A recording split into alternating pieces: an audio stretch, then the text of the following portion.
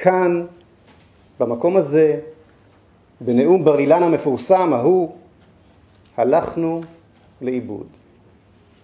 איבדנו את דרכנו המדינית. כאן, במקום הזה, קיבל המחנה הלאומי את עקרון שתי המדינות לכביכול שני עמים, בלב ליבה של ארצנו. כאן, במקום הזה, אימץ המחנה הלאומי את זרע הפורענות שנבט אי שם בשנות ה-60 במחוזות השמאל הקיצוני ביותר, ונדחז בתוקף על ידי מפלגת העבודה והשמאל השפוי. ולכן, לכאן, אל המקום שבו התברברנו, אנו שווים היום.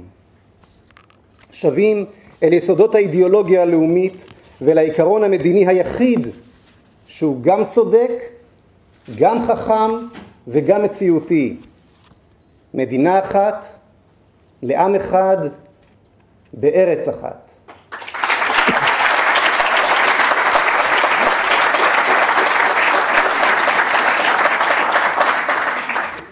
הייתה זו גולדה מאיר זיכרונה לברכה שאמרה, אין דבר כזה עם פלסטיני, אני פלסטינאית. כל ראשי מפלגת העבודה חזרו תמיד והתחייבו כי לעולם לא יכירו ולא ידונו עם ארגוני הטרור שחרטו על דגלם את שחרור ארץ ישראל מיהודיה. מדוע בעצם? מה הבינו פעם בשמאל שהיום גם הימין כבר לא מבין?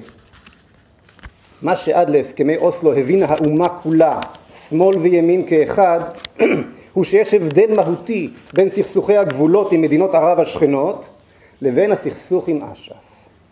את המלחמות עם שכנותינו ניתן לסיים בהסכם כזה או אחר. אבל במקרה של אש"ף, הסכסוך אינו טריטוריאלי, זו טעות, הוא אינו טריטוריאלי. מדובר בטענה לבעלות על הארץ כולה. אש"ף הוא הארגון לשחרור כל הארץ מכל היהודים, ולכן ההכרה בו היא הכרה בצדקת טענתו. מה שעבד לנו בהסכמי אוסלו שהביא עלינו השמאל, ובהמשך באימוץ הרציונל שלהם על ידי הימין, הוא עוד הרבה יותר חמור מאובדן סתם שטחי מולדת. מה שעבד לנו הוא הנשק החזק מכל. מה שעבד לנו הוא הצדק. אתם מבינים? זה לא משנה כמה אתה חזק, כמה אתה טכנולוגי, כמה גדרות, בטונדות וסוללות כיפת ברזל תפרוס. זה גם לא משנה כמה אתה הומני וכמה הצד השני אכזר. מה שקובע בסופו של דבר הוא דבר מאוד פשוט. מי צודק? וכשלחצנו את ידם וחיבקנו את גדולי הרוצחים, כששחררנו אותם מכלאם ומסרנו לידיהם את לב ארצנו, את הקדושים שבמקומותינו, איבדנו את הצדק הבסיסי שלנו ואת הלגיטימיות לעצם קיומנו הלאומי בארץ הזו. כך הגענו למצב שבו הם יכולים לשגר טילים לעבר תל אביב ועדיין לזכות באהדת העולם. כי הם פועלים בשם עקרון הצדק. ואילו אנו יכולים רק לראות טילים בטילים, כי משעבד לנו הצדק לא נותר אלא עקרון ההגנה העצמית. הצדק תמיד יהיה חזק יותר מעקרון ההגנה העצמית. כן חברים, הם יורים לעבר אוכלוסייה אזרחית, אנחנו נמנעים מכך, ובכל זאת דעת הקהל העולמית נוטה תמיד לצידם, פשוט משום שהעולם תמיד יעמוד לצידם של הצודקים. לכן, העיקרון הראשון בכל אסטרטגיה מדינית ביטחונית הוא להשיב לעצמנו את הצדק שעבד.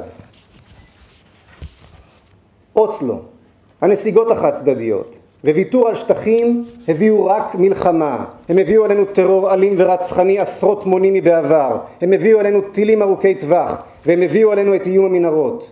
היום כבר ברור לכולנו, זאת לא הדרך. מנהיגות מפוקחת צריכה לראות את המציאות נכוחה. מנהיגות אחראית צריכה לחתור לפתרון המדיני היחיד שהוא גם צודק וגם חכם. מדינה אחת, לעם אחד, בארץ אחת.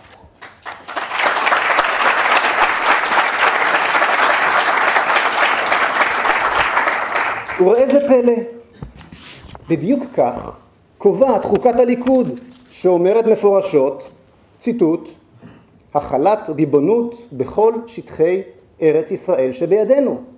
כל מה שצריך לעשות זה לשוב ולקרוא את החוקה שלנו. עלינו לחזור ליסודות שנטשנו, עלינו לפעול בנחרצות להחלת הריבונות בכל שטחי המולדת.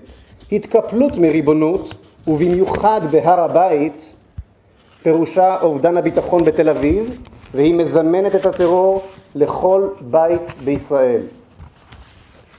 זאת ארצנו, ורק ארצנו. זאת ארצנו בזכות ההבטחה לאבותינו הנחים במערת המכפלה בחברון.